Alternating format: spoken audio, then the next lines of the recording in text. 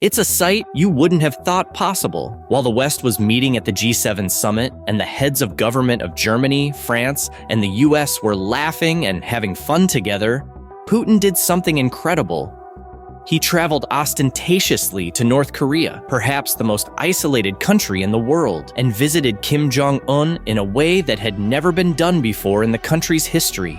Putin and Kim Jong-un did not just have a state meeting, but they also had a few handshakes and a joint speech.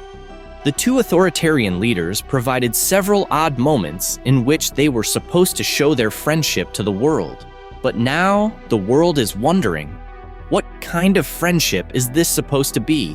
What does Putin gain from it? And are we possibly witnessing the rebirth of the Soviet Union? That's exactly what we're trying to answer in this video.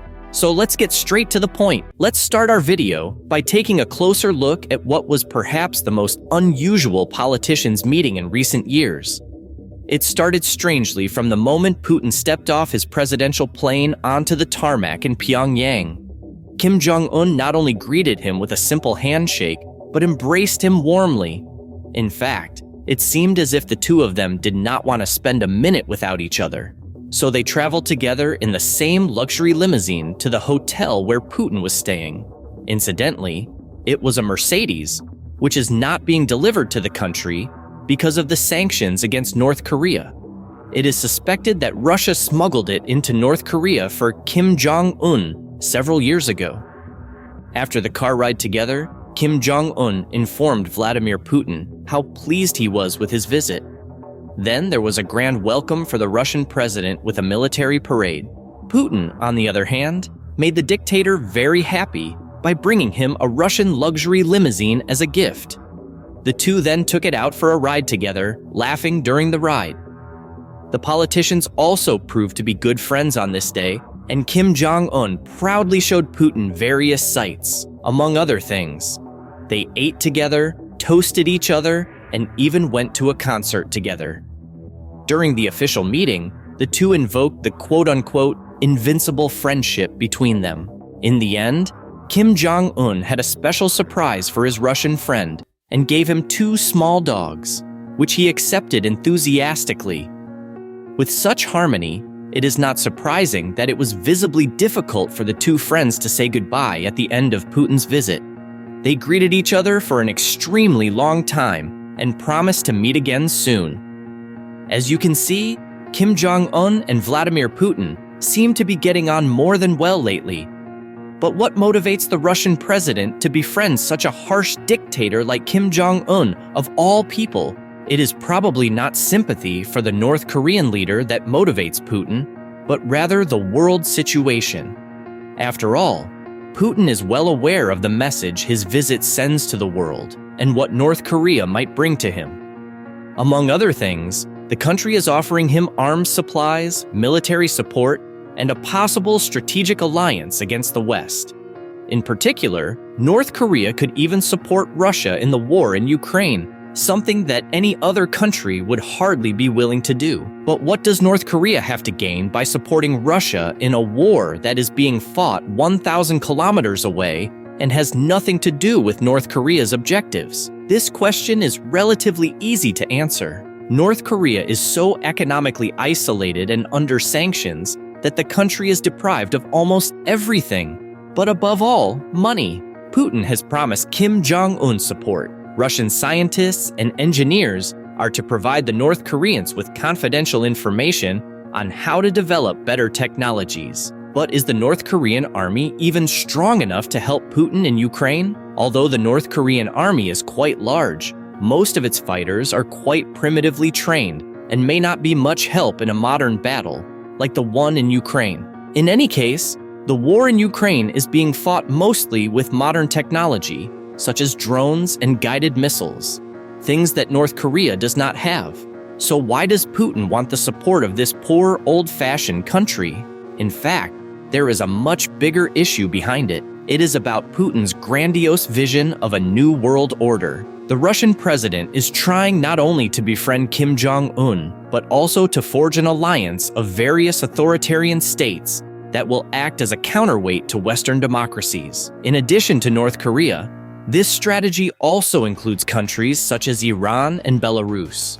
Together, they want to repel Western influence and establish themselves as a major power. All these countries have interesting similarities. They are all classic authoritarian dictatorships, whether it is Belarus with Lukashenko, Iran with Khamenei, or North Korea with Kim Jong-un. All of these countries are also pretty much cut off from the rest of the world economy because of their human rights abuses and military projects. No one wants to do business with them, and powerful states like the US impose such high sanctions on them that the country's economies are partially crippled. But now the question arises, does Putin's New World Order have a real chance of posing a threat to the West? Let's take a quick look at that. North Korea has significant military power and an arsenal of nuclear weapons, but it is economically weak and dependent on international aid. Iran has a strategic position and resources, but it is also weakened by sanctions and domestic unrest. Belarus, on the other hand, is heavily dependent on Russia, both militarily and economically. It is clear that although all these states share a common anti-Western stance, their actual strength and stability are limited.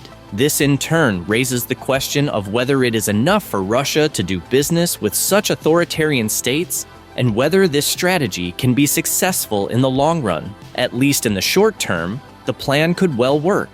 Because North Korea has indeed already sent Russia weapons, a big help to Putin, who can hardly have arms deliveries. Kim Jong-un also wants to send North Korean soldiers to Ukraine for the first time to support Russian troops.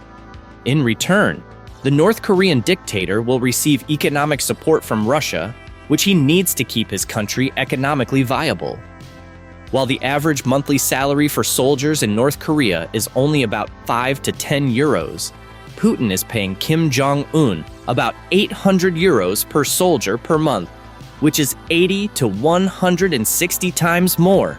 Economic cooperation is therefore a central element of the new friendship between Vladimir Putin and Kim Jong-un. Russia offers North Korea support in the form of energy, money, and know-how, while North Korea provides manpower and military support in return. This mutual aid could initially strengthen the two countries in their respective positions, but it also carries risks. Dependence on an unstable regime like North Korea could become problematic for Russia in the long term, and this also applies to the entire alliance of states that Vladimir Putin is pursuing. This does not mean, however, that the new friendship between him and Kim Jong-un is not still a threat to the world, because this friendship is certainly more than just that. It is a symbol of profound changes in the global power structure and a sign that the world may be on the verge of a new era of confrontation. What is clear is that the geopolitical landscape is in flux, and we must prepare for turbulent times ahead. In the worst-case scenario, it is also possible that Vladimir Putin, Kim Jong-un, and their other allies will launch a joint war against the West to impose by force the new world order that Putin is planning. It seems unrealistic that they would win such a war because of the military and economic superiority of the West and the internal tensions in the authoritarian regimes. But we must not forget that Russia and North Korea, for example, also have nuclear weapons. A major war, possibly global, with these alliances of countries could therefore have disastrous consequences for the whole of humanity. If you like this video about Kim Jong-un and Putin's strange new friendship, you should watch the video about Kim Jong-un's cruelest actions. Bye and see you next time, here at Wise Fool.